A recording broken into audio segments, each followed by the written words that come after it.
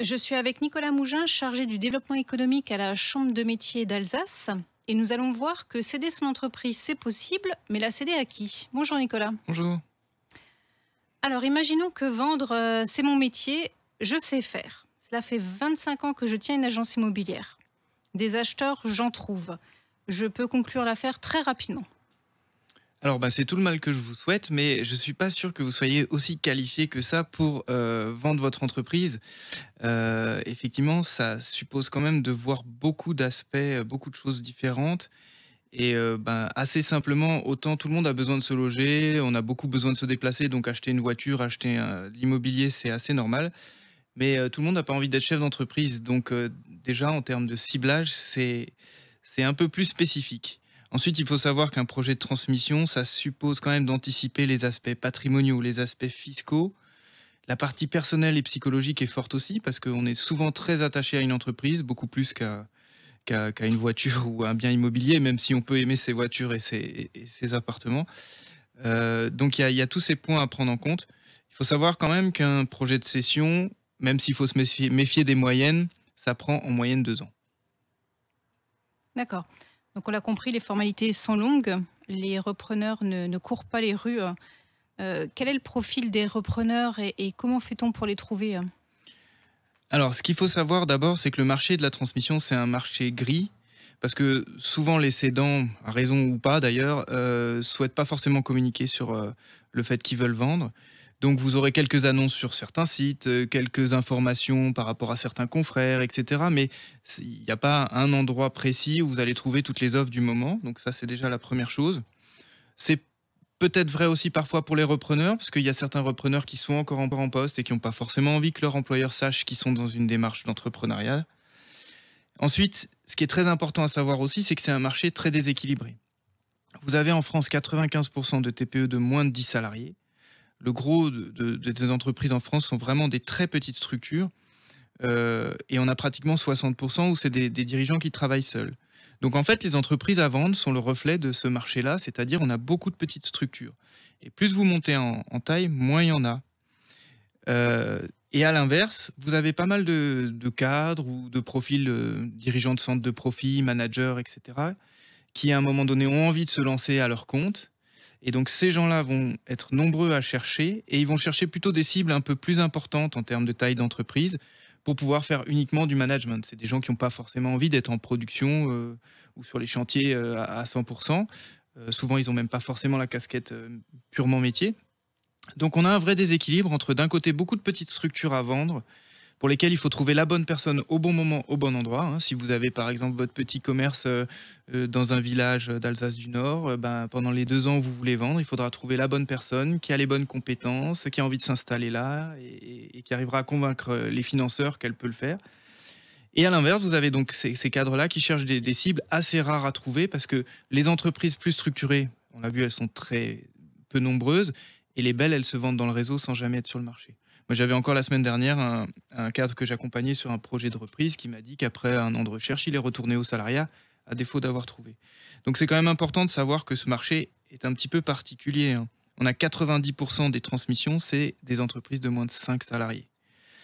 Ensuite, il faut aussi se positionner un petit peu sur les causes de cession parce que, en fonction de si le dirigeant veut vendre pour cause de départ en retraite ou si c'est qu'il est contraint de façon rapide par rapport à un souci de santé ou autre, ce ne sera pas tout à fait la même façon d'aborder les choses.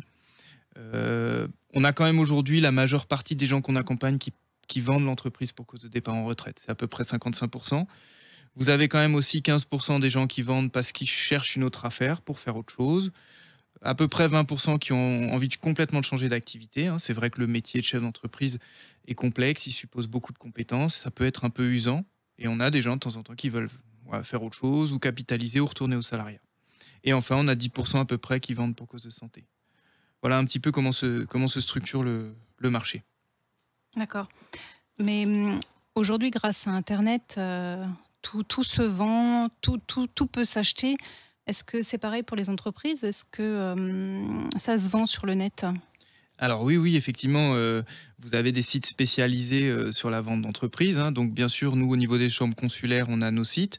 Pour la chambre de commerce, ce sera le site opportunet.net. Pour le site de la Chambre de métier, ce sera entreprendre.artisanat.fr et peut-être bientôt transentreprise.com. Donc je vous invite à déjà regarder éventuellement pour les gens qui sont en recherche ces sites pour voir un petit peu le panel des entreprises qu'il y a à reprendre.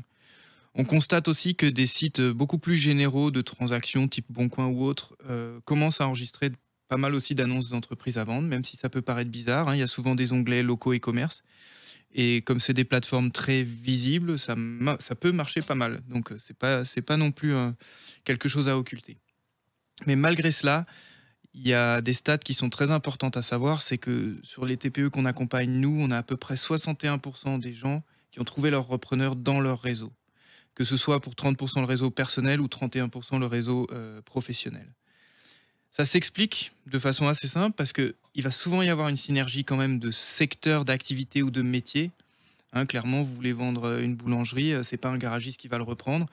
Quand on est dans ce genre de métier-là, souvent on connaît bien les confrères. Voilà, il y a quand même un réseau qui se fait au niveau professionnel.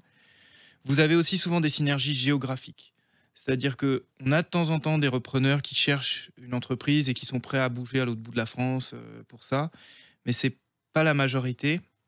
Euh, Ça veut dire que souvent les gens ils vont chercher un peu dans le secteur géographique. Ça explique notamment pourquoi on a quand même une majeure partie des entreprises qui se transmettent dans le réseau du dirigeant. Donc, dans le cadre des démarches de vente, ce sera vraiment un point essentiel à réfléchir. Comment on va pouvoir diffuser l'information dans son réseau, parce que c'est vraiment la meilleure façon de trouver quelqu'un. Moi, ce que je dis souvent aux cédants, c'est que la personne qui va reprendre votre boîte, de près ou de loin, vous la connaissez déjà, ou elle vous connaît. J'ai l'exemple d'un garage qui a été repris par le premier apprenti qui avait été formé dans la boîte 20 ans avant, qui entre-temps a fait ses classes dans différentes autres entreprises et qui est devenu chef d'atelier. Et puis, à un moment donné, il en a eu marre, il voulait se mettre à son compte et il est revenu. Ça tombait bien. Vous avez parfois, j'ai eu une personne qui a vendu son salon de coiffure en promenant le chien avec sa meilleure amie, parce que la fille de la meilleure amie était du village et qu'elle est coiffeuse, elle en avait marre de faire l'aller-retour dans la grande ville à côté. Enfin, il y a parfois des synergies assez incroyables.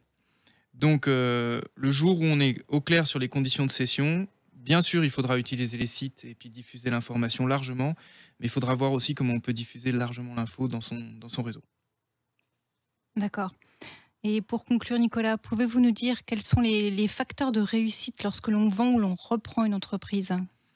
Alors, quand on vend une entreprise, d'abord, il faut bien être au clair sur sa démarche au niveau personnel. Il faut bien préparer l'entreprise à la vente. On appelle ça, dans notre métier, habiller la mariée. Et il faut avoir un prix qui soit juste et adapté par rapport à ce qu'un repreneur pourra faire de votre activité. Ensuite, le premier point, la première chose qu'on dit souvent aux dirigeants, c'est est-ce que vous n'avez pas un repreneur en interne? Parce que si c'est le cas, ben, on a un repreneur tout trouvé, il y a une vraie continuité. Et si c'est pas le cas, il vaut mieux quand même laisser sa chance aux salariés qui sont les salariés clés, parce que si jamais finalement on leur trouve un repreneur externe sans leur avoir laissé la chance, il y a des chances qu'ils partent et qu'ils peut-être fassent capoter la vente, parce qu'il faut savoir qu'un repreneur, il aura besoin de compter sur les personnes clés de votre entreprise. Donc si on a quelqu'un en interne, on le privilégie. Et ensuite, si c'est pas le cas, on va essayer de définir quelle typologie de repreneur mon entreprise peut intéresser. Est-ce qu'elle intéresse plutôt des cadres, des managers? Est-ce qu'il faut absolument quelqu'un du même métier ou d'un métier connexe? Est-ce que mon entreprise est suffisamment structurée et qu'elle peut intéresser un confrère?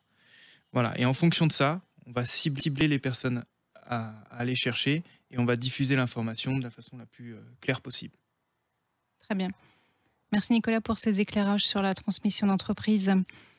Et on peut trouver toutes ces informations sur le site de la Chambre de commerce sur www.alsace-eurométropole.cci.fr et sur celui de la Chambre de métier sur www.cm-alsace.fr.